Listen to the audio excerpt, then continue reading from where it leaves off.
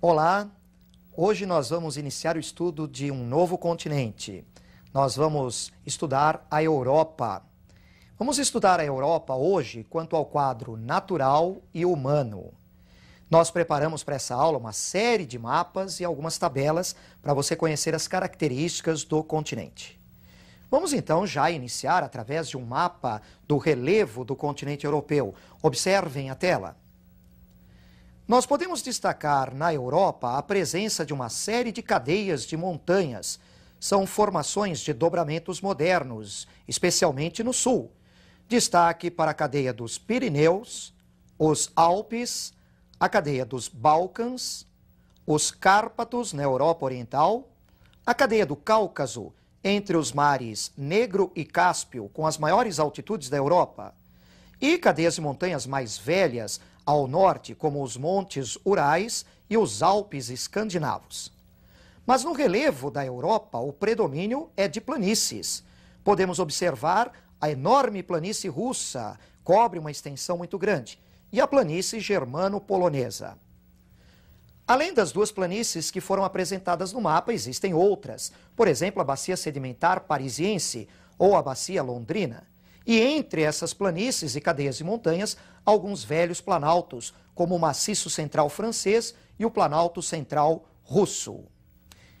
Vamos seguir com as características físicas do continente europeu através de mais um mapa. Observem a tela. Agora nós estamos conhecendo os climas do continente europeu.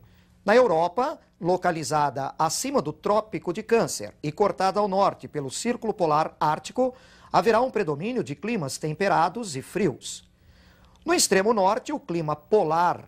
E também temos um clima mais frio nas áreas montanhosas, o clima de montanha. Quanto mais subimos no relevo, menor será a temperatura. Observamos o clima temperado frio, ainda com baixas temperaturas e um inverno rigoroso. No interior do continente, do centro para o leste, o clima temperado continental. Ele é um pouco mais seco e apresenta uma grande variedade de temperaturas. Há uma grande amplitude térmica comparando o verão e o inverno. Na porção ocidental, o clima temperado oceânico. E aí uma forte influência da maritimidade nessa região da Europa. E influência também da corrente marítima quente do Golfo. Ao sul, encontramos o clima mediterrâneo. Esse clima mediterrâneo ele apresenta um verão que é quente e seco, céu azul, temperaturas elevadas. O inverno no clima mediterrâneo é suave, as temperaturas não caem muito, mas ele é um inverno chuvoso, o céu, portanto, estará nublado. Vamos também acompanhar agora as vegetações da Europa seguindo os climas. Observe mais um mapa na sua tela. Ao norte da Europa, em áreas de clima polar, vamos encontrar a tundra, uma vegetação rasteira que na maior parte do ano fica coberta pela neve e pelo gelo. Podemos identificar também a chamada vegetação de montanha. É uma vegetação que se altera com a altitude, devido às mudanças de temperatura. Encontramos nas áreas de clima temperado frio a floresta boreal ou floresta de coníferas, homogênea e aberta, se estendendo por grandes extensões, especialmente da Rússia. A floresta temperada, que aparece no seu mapa, ela já foi em grande parte retirada pelo homem, também de características homogêneas.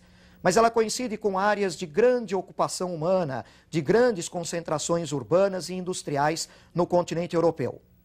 As estepes, no centro-leste, acompanham áreas de clima temperado continental. E no sul, a vegetação mediterrânea.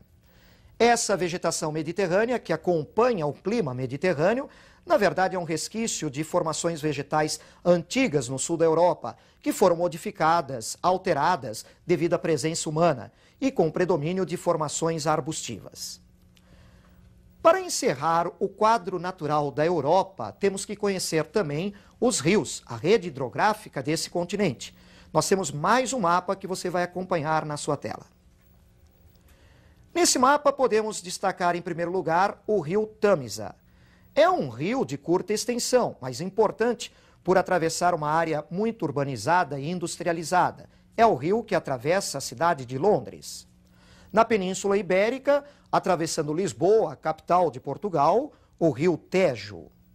O rio Sena é o principal rio da França, correndo no sentido do centro para o norte da França, terminando no Canal da Mancha. Ele atravessa a cidade de Paris. O rio Reno é considerado um rio economicamente muito importante no continente. Atravessa regiões muito industrializadas, passando pelo oeste da Alemanha e cortando também a Holanda, despejando suas águas no Mar do Norte.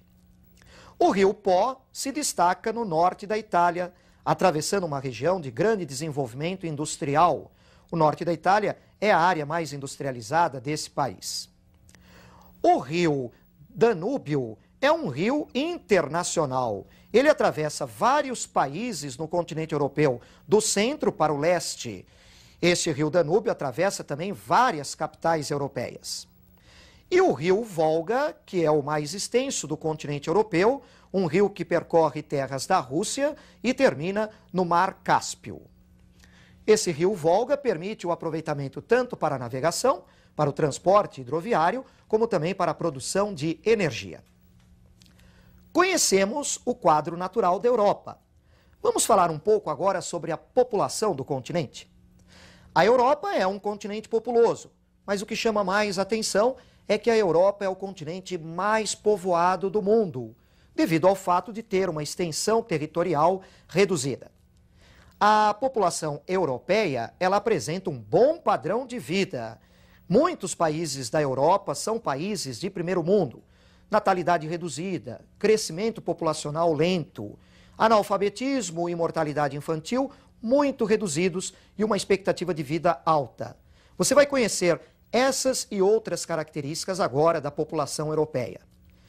Então me acompanhe nessa nossa próxima tela para observarmos algumas características. Nós temos aqui uma comparação para você de países ricos da Europa, países que pertencem ao G7, os 7 países mais ricos do mundo. São países da Europa Ocidental. A Europa Ocidental é a porção mais desenvolvida do continente. Verifiquem que o crescimento demográfico projetado para o período 2000-2005 é muito reduzido, em alguns casos até negativo. A expectativa de vida é realmente muito alta, variando entre os 75 anos e até mais de 80 anos. O IDH desses países, todos elevados, acima de 0,9. Eles estão muito bem posicionados na classificação do IDH. Mas não podemos esquecer que não é toda a Europa que é desenvolvida. Há desigualdades regionais, há desigualdades de renda, desigualdades sociais no continente europeu. Alguns países da Europa estão no grupo dos países subdesenvolvidos e, evidentemente, vão apresentar indicadores diferentes dos que você acabou de ver. Vamos, então, a mais uma tabela que vai apresentar casos diferentes dos que você observou. Observem. Agora nós temos países do leste europeu, países que são mais pobres na Europa ou estão entre os mais pobres. A Albânia, que vive sérias dificuldades socioeconômicas, a Bulgária, a Moldávia e a Romênia. Observem que nós já encontramos aí um analfabetismo considerável, menor do que o Brasil, mas muito elevado para os padrões europeus. O IDH desses países se aproxima do IDH do Brasil, um pouco menor no caso da Moldávia e da Bulgária. A mortalidade infantil é considerada alta para os padrões europeus, menor do que a do Brasil, mas muito elevada em comparação aos países mais ricos da Europa. Importante também lembrar que no continente europeu a população está mal distribuída. Ela vai se concentrar nas áreas economicamente mais importantes, em formações urbanas e industriais. Vamos observar essa distribuição da população europeia através de um mapa. Acompanhem comigo. Verifiquem as áreas mais claras ao norte e a leste, são as áreas mais vazias, ao norte especialmente pelo clima muito frio. As áreas mais escuras, especialmente na Europa Ocidental, são as de maior concentração populacional. Destaque aí para o sudeste da Inglaterra, o nordeste da França, a região da Bélgica, Holanda e o oeste da Alemanha, além do norte da Itália, no Vale do Pó. A composição da população europeia também é bastante variada. A Europa é formada por muitas etnias diferentes, várias minorias.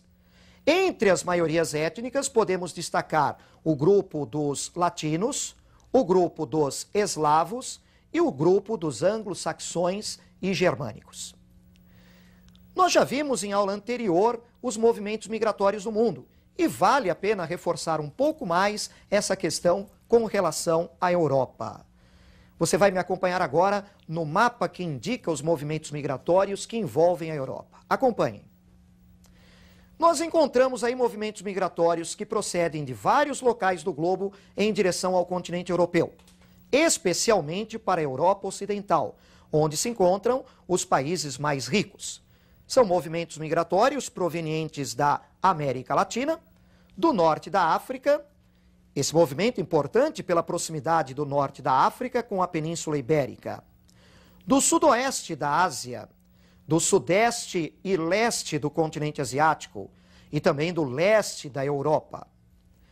Esses movimentos migratórios provenientes do leste europeu se intensificaram após as reformas econômicas e políticas no leste europeu. O abandono do socialismo, a abertura democrática nesses países acabou estimulando esse deslocamento do leste da Europa para a Europa Ocidental.